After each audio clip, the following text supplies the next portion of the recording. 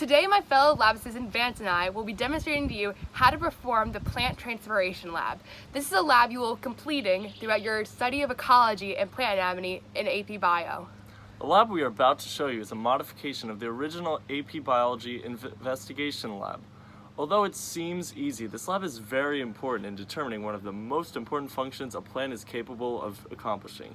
Transpiration! But before we can begin, I should probably explain what transpiration is. Transpiration is the process by which water molecules move from the plant to the air. This whole process starts deep down in the soil with the roots of the plant.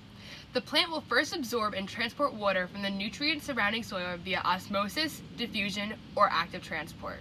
From the roots, the water will enter, then shoot up the xylem, a vascular tissue in the plant that conducts and transports water to other parts of the plant. This action can occur because of water potential.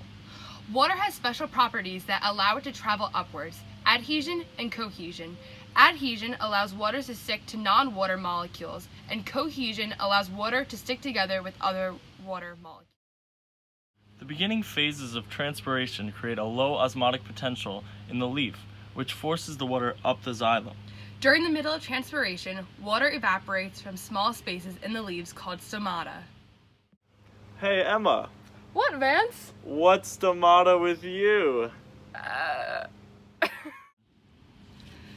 Besides from making awesome biology jokes, stomata are microscopic pores found on the underside of leaves which control what comes in and out of the cells. In order to maintain homeostasis, plants must adjust to opening and closing their guard cells when allowing water to evaporate.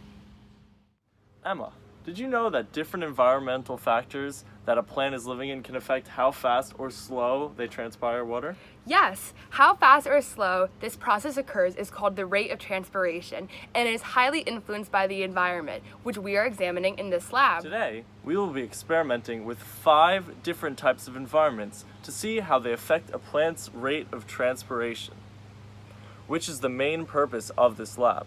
Specifically, we're going to look at control, windy, sunlight, rainy, and darkness, to see how transpiration is affected. Before we start anything though, Vance and I need to make a quick trip to the store to buy some materials for the lab. Let's go!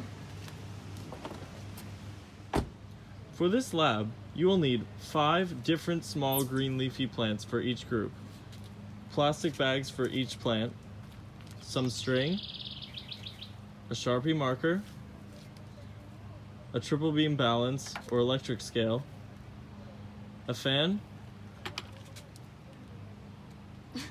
and a misting bottle. Action. The night before the lab, make sure you soak your plants in some water so they are hydrated. We've had these soaking for 24 hours. Then, the day of, put each plant in an individual plastic bag and tie around the stalk with string. Make sure not to sever them.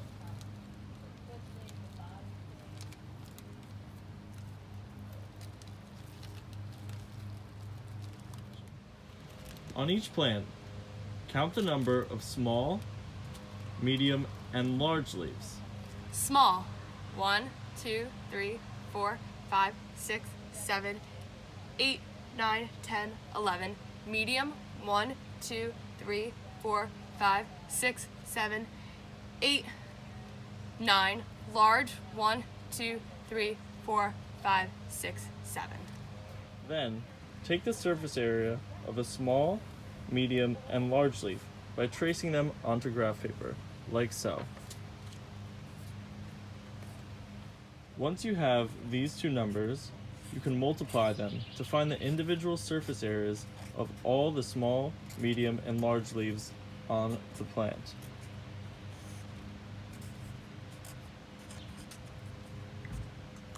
Adding these 3 separate values will give you the total surface area of the plant. For example, our first practice plant was 873 centimeters squared.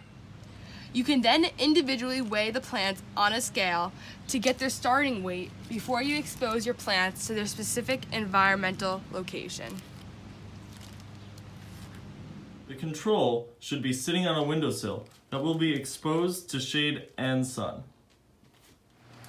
The windy group should be put in front of a fan that is constantly running. Obviously, the sunny group should be put in constant sunlight. Next, the rainy group should be sprayed frequently with water. Finally, the darkness group should be placed in the shade. Every day you should come back at the same time and weigh your plants. Then, on the final day, average each plant's weight for the past week and get a final answer. As you can see, the amount of weight a plant lost throughout the week is the same thing as the rate of transpiration. As water gets evaporated off the plants, the plant loses weight.